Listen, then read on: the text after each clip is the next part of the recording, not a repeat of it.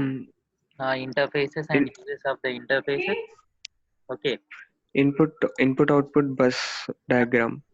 so these are the some of the topics: input output organization about the peripheral devices, and the next one is what is the need of using the interface, so in between the computer and the peripheral devices. Okay, and one bus organization structure, and what are the different types of roles the interface will perform. Okay, and the different commands issued by the uh, interface, okay, to the microprocessor. And today I am going to discuss about the three important concepts, so which are related to the peripheral and the memory. Fine. So that means input output and the memory related operations. So before going to discuss about this three, so what are the different types of buses we have in the processor? Three buses. So we have basically three buses, right? Data bus, address bus, and control bus. Control bus.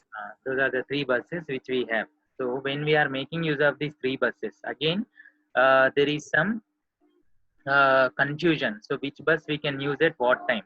Whether we can make use of three buses at a time, or we can make use of two buses at a time, or we can make use of the all the buses at a individual buses.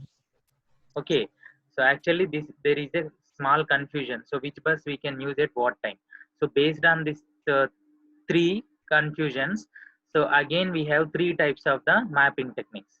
So in some mapping techniques we can make use of three buses at a time, and in some mapping techniques we can make use of two buses and one more bus separately, and in some mapping techniques we can make use of three buses separately. Are you clear? Yes, sir. Yes, sir. So three. So we have three. So basically we can make use of these three buses in different ways. Fine. So I am going to discuss about the memory mapped IO, peripheral IO, and isolated IO. Fine. So you can see on the screen there are three ways. The first one is the separate set of address, control, and data buses for IO and the memory. As I told you, three different buses we can use. So those are the address, control, and data buses. So that is one technique. Separately we are using. And next one, making use of common bus, that is data bus and address bus. And one more memory bus, we are making use of it separately, that is control bus. Okay, and one more, we are having common bus, that means all three together we can use. So these are the three approaches which we are going to use. So I am going with the first approach. So that is the isolated. So what is this isolated? Isolated means if we are making use of two buses for the same purpose, so those making use of those two buses at the same time will be called as an isolation. Okay, so making use of address bus and the data bus for the common purpose. So in that case, we are calling it as an isolated. Okay, so then we have isolated. So we have the common bus for the data and address. Okay, and one separate bus which we are providing the control bus for the IO operations. Are you clear? The mapping technique which we are using here, we are calling it as a isolated IO.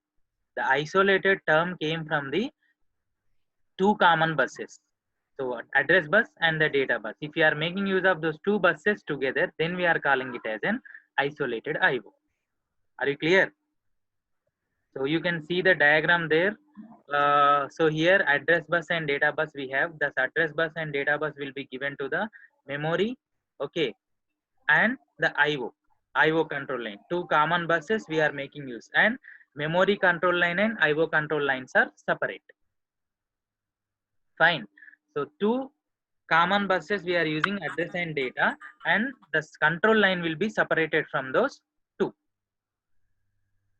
Are you clear? Yes, sir. Yes. What is isolation means here? We are making use of the two common buses. What are the common buses we have? Data and address. Data and address are the common. We are making use of those two common buses for the memory and IO. And control, memory control line is separate and IO control line is separate. Okay. So there are two separate control lines which we have. So this is the first technique which comes under the isolated. Okay. If you understand the concept, then you can try to write the difference between the isolated and the memory mapped IO. Okay, so here we are like clearly two different buses are available. and one memory control line and IO control line is different. And the next technique, and the next one is the memory mapped IO. So the memory mapped IO means it will make use of common buses. What are the common buses? Address and data and control, isn't it? So memory, it is having three common buses: address, data bus and control bus, and the IO address is separately provided to the devices. Okay, so the IO address is separately provided to the devices. So it is making use of three common buses. What is the previous case? Previous case is making use of how many common buses? Two common buses. Two common buses. And now how many we have common buses? Three common Three. buses. Three common buses. Okay, and you can see clearly memory and IO are combined under one unit, Yeah. isn't it? Memory and IO are combined in one unit, but whereas in case of previous, here you can see memory and IO both are separated. Both are separate. So memory is different and IO is different, isn't it? But here Yes, in the sir. case, memory and IO both are combined and placed under common unit. We are discussing about the differences. In isolated IO, we are making use of two common buses and control bus is separate. In memory mapped IO, we are making use of three common buses. There is no separation. Everything will comes under the same place. And one more thing. Here the memory and IO are separated in the case of isolated. But whereas in case of the memory mapped IO, memory and IO are placed in under the same unit. Isn't it? Yes, sir. Those are the differences Yes. between memory mapped and IO. So the question you can expect from this topic is, what are the differences between the memory mapped IO and isolated IO? Or else compare isolated IO and memory mapped IO. Or else memory mapped IO versus IO mapped IO. That is the question. When you get this question, so here the thing is, we need to draw the diagrams for the isolated and draw the diagrams for the memory mapped IO. Fine. And those two things we need to compare. Are you clear? Yes, sir. Yes, sir. Sir. Do you have any query? No, sir. Okay, fine. So the memory mapped and the isolated IO. So these are the two approaches which we are using based on the different buses. Fine. And Yes, sir. the next one, so the comparative study. So what I explained till now, here I have the comparative study in the form of table. You can see memory and IO have the separate address space. In which type of technique? Isolated IO. And the both have the same address space. Memory mapped IO, we have the same thing. Okay, so these are the some of the differences. So the slide I will share with you all. Okay, so did you understand the concept that isolated and the memory mapped IO? Yes, sir. Based on that, Yes, sir. Yes, sir. based on that, so we can write out list out the differences between those two, isolated and the memory mapped IO. Fine.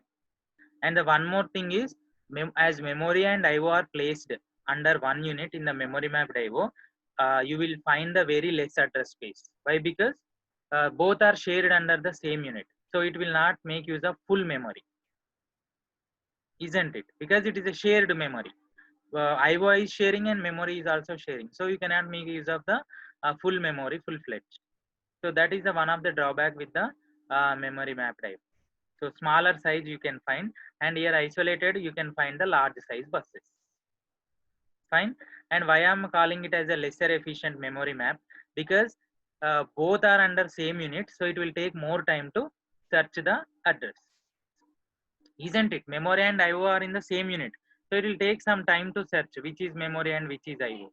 But whereas in case of the isolated, both are different, so you can easily get. If you want to go for the memory, you can get the data from memory. If you want to go for the IO, you can get the data from the IO. So those are the simple things which we can do in the isolated, so which is fast and efficient. Okay, and the memory map IO is it will take some time to search and it is a lesser efficient. Are you clear? Yes, sir. Yes, sir. Okay, shall I go to the next one? Yeah, sir. Sure. Fine. So, and one more. As I told you in the starting, I am going to explain about the three things. What are the three things?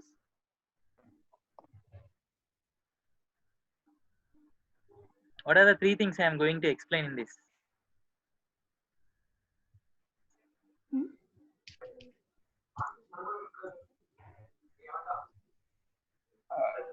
Memory mapped I/O, peripheral I/O, and isolated I/O, isn't it? Yes, sir. I was not there at that time, sir. Okay. Memory mapped I/O, peripheral I/O, and the isolated I/O. I am going to explain. So now I covered the isolated I/O and the memory mapped I/O. So what is left over? Peripheral. Peripheral I/O. Yeah. So now we are going to do some comparative study in between the memory mapped and the peripheral I/O. So the peripheral is purely dealt with the input and output operation. Okay, what is peripheral? Yesterday I explained peripheral. Yes, sir. Yes, sir. What is peripheral? Basically, an machine-oriented objects. No. What is the meaning for the peripheral? What type of things we can call as a peripheral? Input-output devices, sir.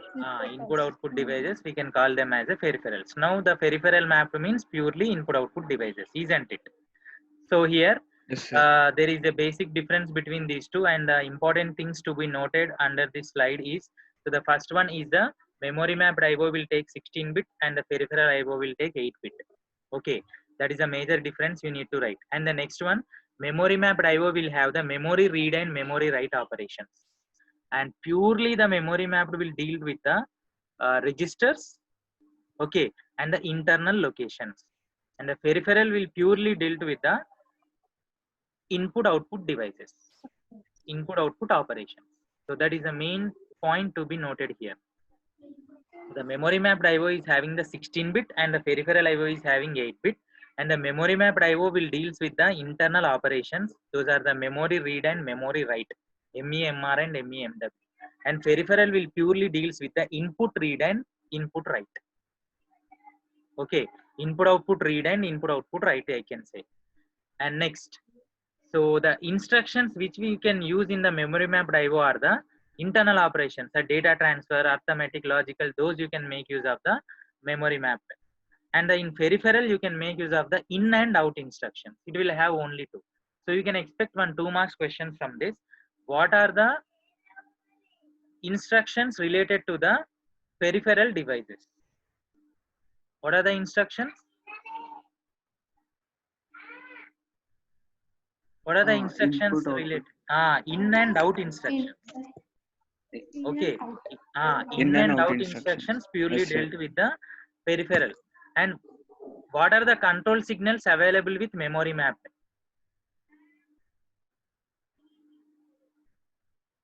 What are the control signals? Are you able to see the screen? Memory read and memory write. Memory read and memory write. And Memory what write are and the control signals related to the peripheral? memory write. IO read and IO write. Only memory, right?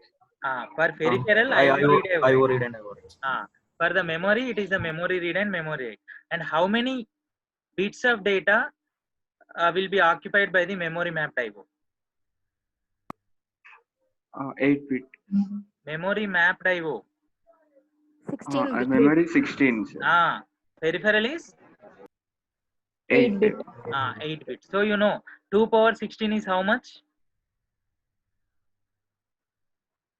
So it is about 65536. 32,000. Okay, it is about 65536 if you take 2 power 16.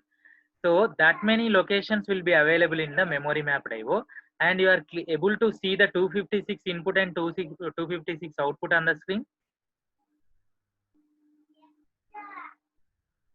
Yes, sir. Yes, sir. So here 256 input and 256 output. How come it came? So if you do 2 power 8, then you will get 256 input and 256 output devices. Okay. So the range for the memory mapped IO is what? The range for the memory mapped IO is what? 2 Memory power? map 2 power 16. And the range for the peripheral IO is what?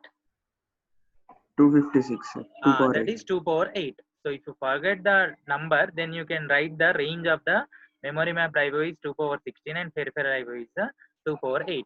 So that you can do the calculations. And so these are the important points you need to remember under the memory mapped and peripheral IO. So one more time I'll repeat. First one is the 16-bit data and next one is the 8-bit data. And next the instructions or the control signals are associated with memory read and memory write in the case of memory map, and IO read and IO write for the peripheral. Okay, and the range of those is 2 power 16 and the 2 power 8. Fine. And all the internal operations which we are going to perform will be comes under the memory mapped IO, and all the output and input will comes under the peripheral IO. Are you clear? Yes, sir. Yes, sir. You have any doubts in this? No, sir. Three concepts. Okay. So the first one is the peripheral, and the next one is the memory mapped, and next one is the IO. Are you clear with the concept?